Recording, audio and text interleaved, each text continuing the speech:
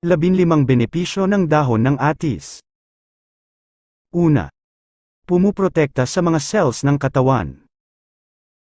Ang dahon ng atis ay nagtataglay ng antioxidants na nakakatulong na protektahan ang ating mga cells mula sa oxidative damage. Pangalawa. Panlaban sa pamamaga. Ang dahon ng atis ay may taglay na anti-inflammatory properties na nakakabawas ng inflammation o pamamaga sa katawan. Pangatlo. Nakakapag-regulate ng blood pressure.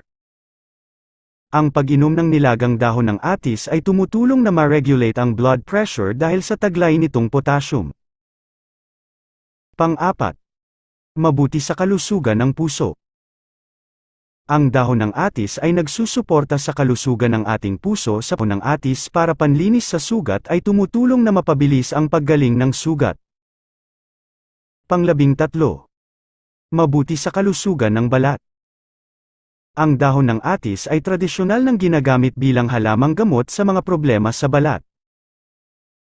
Pang-14. Pangontra sa anxiety.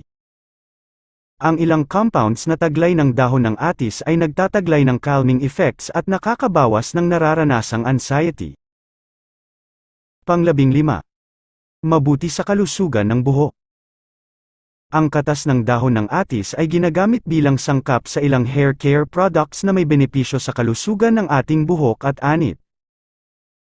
Ibahagi ang video na ito upang maikalat ang mabuting pagpapanatili ng kalusugan.